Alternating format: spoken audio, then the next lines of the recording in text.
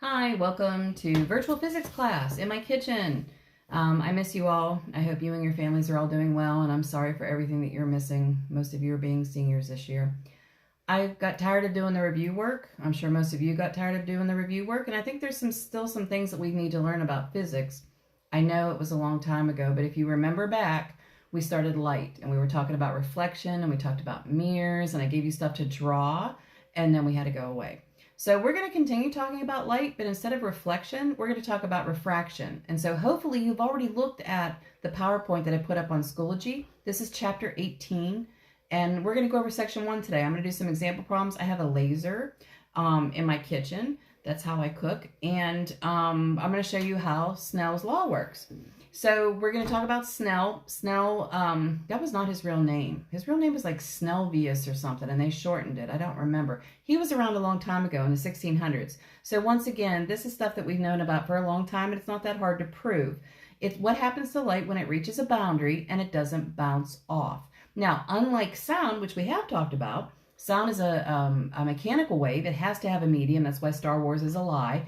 Star Wars is also a lie because of the way it treats light. Light can travel through a medium, but or doesn't need a medium. It can do it either way. But when it does reach a medium, things can happen. It actually slows down a little bit, and that slowing down causes it usually to bend. So if it comes in at an angle, it's going to go through the medium at a different angle. So this is one of the things that can happen in a translucent medium. So that's what we're going to talk about today. So if my cameraman will pick up the camera, aka the phone, and come over here, what I have is a little plastic container full of water, and I put a black line here. And if you remember from the PowerPoint or from when we did reflection, the line, the imaginary line that is perpendicular to the surfaces, the two surfaces, that's called the normal. It's called the normal in math too. And so what I'm going to do with the laser, it's purple, it's a violet laser, is I'm going to shine it at an angle. And it's kind of hard to see, but like this is the light coming in and this is the light coming out on reflection. And if you notice, it follows the laws of reflection,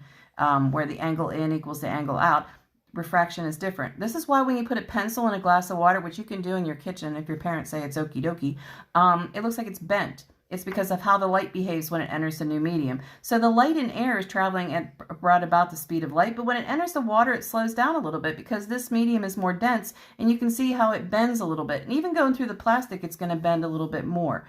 So as light goes in and it comes through, this is the normal. It's either going to bend closer to the normal or it's going to bend away from the normal, depending on how dense the material is. So as a model, this is what we have. This represents the barrier between the two media. So this is medium 1 and this is medium 2. And we can predict this. This is what Snell predicted. He did a bunch of experiments. He came up with something called the index of refraction. That's what this little lowercase n stands for. And that's what the little lowercase n is in this equation and in this equation.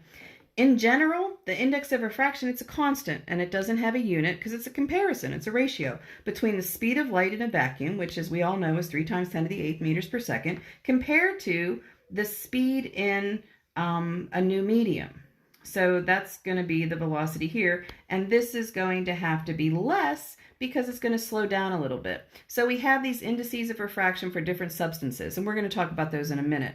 But this is the general model for what happens. This is the incoming laser ray, okay, and it makes an angle called the angle of incidence, and I call it angle 1 because this is the first medium. This is air, as the laser was coming through the air, and then it hit my little plastic cup that had the water in it. So medium 2 is water. It has its own index of refraction, and it bent toward, not quite this dramatic, but it bent toward that normal. It slowed down. This is how I think of it. So we're all in a minivan together, and I'm driving because you all can't drive well, and I've seen you in the parking lot. So I'm driving, and we get over here, and the front, I have all-wheel drive. It's a very fancy minivan, all-wheel drive minivan.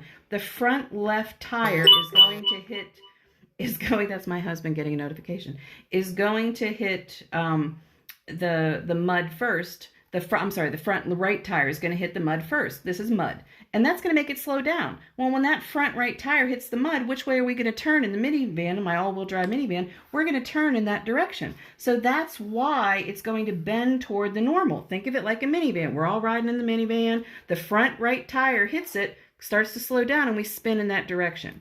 So that's what Snell figured out in the 1600s, and I'm pretty sure they didn't have minivans. So what we're going to do today is we're going to do some sample problems, and then you're going to try some on your own. I've, of course, put a worksheet up on, and it's a very long worksheet. It's not due until Friday.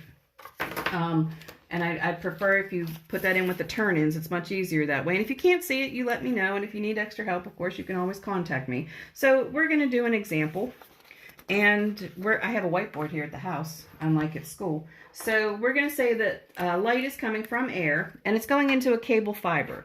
So light is going to come in from the air, and it's going to go into an optic fiber. You know, kind of like, oh, I don't know, Christmas decorations, holiday decorations, where they have light in them and they make them stuff pretty. So we want to know if the angle of incidence, the angle coming in, is at 22 degrees. We want to know what's the angle of refraction, or how much does it bend. Okay, so this is going to be air. This is coming into a cable. This has been given, and we're looking for that. So in the equation for Snell, there are 4 things, and we're going to be given 3 of them, and we've got to find the last one. So you might say, well, I only can see one thing is 22 degrees. These indices of refraction, they're givens, they're knowns. And so they either have to give them to you, or you have to use this chart. The medium, that's the substance. Air is always 1. It's practically the same as in a vacuum. And then the indices of refraction for water is 1.33. Diamond is 2.42.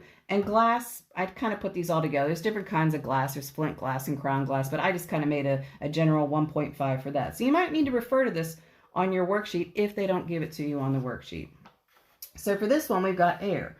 Well, so I'm saying that the light is coming in, and this is air, and then it's going to bend, and that's what I'm looking for, and this is some kind of weird fiber. Now, because it didn't say fiber on there, I've got to tell you that the indices of refraction is 1.44 for this weird fiber. So now I do have all the information that I need. N1 is 1 because that's air. So we're going from air into the fiber. This is 1, this is 2. Snell says the relationship is N1, the sine of theta 1, equals N2, the sine of theta 2. And that's what I'm looking for. I have been given everything else. I know this, that's air. This is air. This is the fiber. That's the angle I'm looking for. So what do? I take N1, sine theta 1. This is multiplied. So I do the opposite. I divide. That's going to give me the sine of theta 2. But I don't want the sine of theta 2. I want the angle, the actual angle. So I take the inverse sine on both sides, and that's going to give me my angle. So in my calculator, I'll show you how to do this. N1 is 1. Sine of 22 degrees divided by N2 is 1.44. Ready to use my calculator. I always do this part last. So 1 times the sine of, can you get that? The sine of 22 degrees, I just put sine of 22 degrees and I get my answer. It's times 1. I don't need to do that. Divided by 1.44. So that gives me everything in my calculator. So if you recall from back when we were doing angles a long time ago, what this says is some angle is going to have a sine of 0.26, and I need to figure out what that is. So on my calculator, I have an inverse sine function. You'll have one too. It'll say sine -1, or I don't know what it says, but you need to put that in. So inverse sine -1, see it pops up there? And then I bring down my answer. I get 15 degrees. Okay, 15 degrees. And that's my answer. So if the incoming light is at 22 degrees, it's going to be a smaller angle. Because the optic fiber is more dense, it's going to bend toward the normal. And that's how you use Snell's law. You'll be given 3, and you've got to find 1. Sometimes they'll ask for the index of refraction. Let's do one like that. Okay, so I get my notes here. Let's say we have, oh no, that's not that. This is using the other equation. This is using how do we get the index of refraction in the first place. And remember, this is a ratio.